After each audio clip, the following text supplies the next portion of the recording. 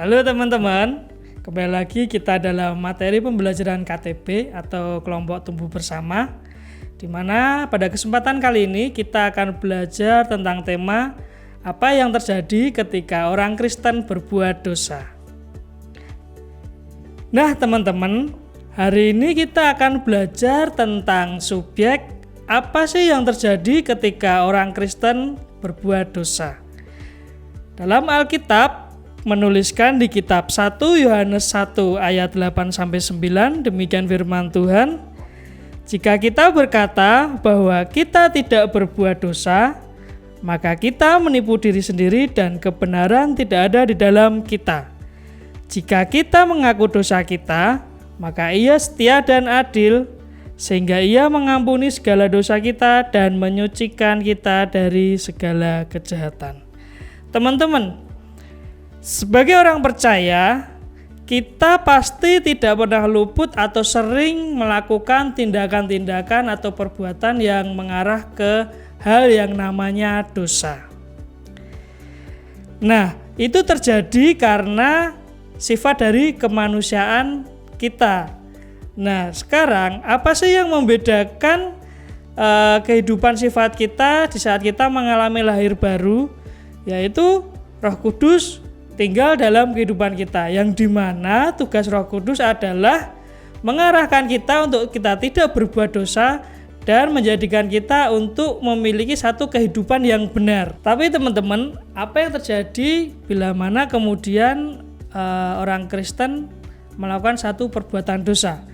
Apakah harus minta diberikan keselamatan lagi dari Tuhan? Apakah demikian pengajaran Alkitab? Jika masih teman-teman berpikir demikian, berarti teman-teman belum mengalami pertumbuhan iman atau belum merasakan kasih karunia keselamatan yang sudah diberikan oleh Tuhan. Sebagai orang percaya, bukan dosa yang seharusnya menjadi fokus kita.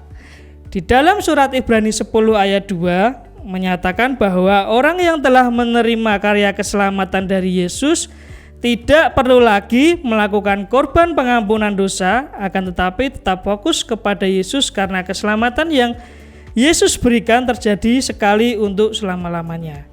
Dan pengampunan terus terjadi dalam kehidupan kita sebagai orang percaya. Karena keselamatan dan pengampunan itu kita dapatkan bukan karena tindakan yang kita lakukan atau bukan sesuatu yang kita perbuat untuk kita mendapatkan satu keselamatan dan pembenaran dari Tuhan. Oke teman-teman, kemudian dalam Roma pasal 4 ayat 3, lalu percayalah Abraham kepada Tuhan dan Tuhan memperhitungkan hal itu kepadanya sebagai kebenaran. Dalam ayat ini, di dalam Roma 4 ayat 3, kita belajar bahwa di mana kita percaya dan menaruh iman kita kepada Yesus, kita mengalami pembenaran yang datangnya daripada Yesus atas apa yang kita lakukan. Yesus telah menanggung semua dosa kita di kayu salib, dan melalui iman di dalam Dia, kita dibenarkan menjadi orang benar di hadapan Allah, bukan sebagai orang yang berdosa. Dalam Ibrani pasal 10 ayat 17 juga dituliskan, aku tidak lagi mengingat dosa-dosa dan kesalahan mereka.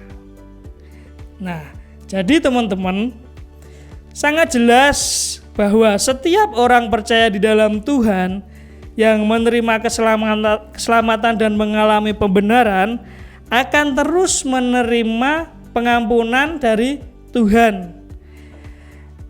Jika kita jatuh di dalam kehidupan dosa atau perbuatan dosa, karena Tuhan sudah tidak mengingat dosa-dosa kita lagi. Akan tetapi ini yang penting ya, yang perlu kita ingat,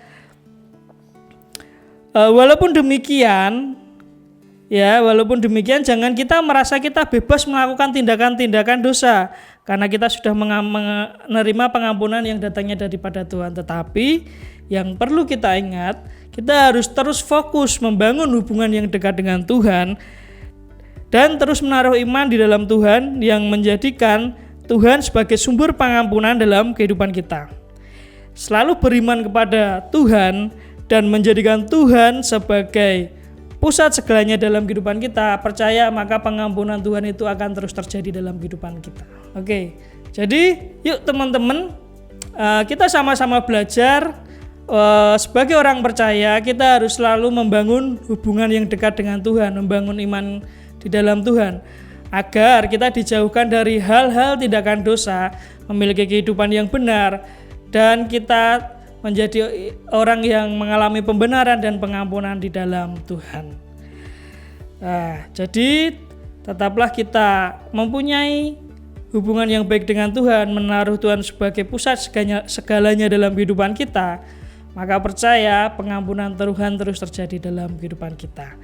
Oke teman-teman, kiranya penyertaan Tuhan terus menyertai kita semua. Tetap semangat, tetap menjaga kesehatan. Tuhan Yesus memberkati.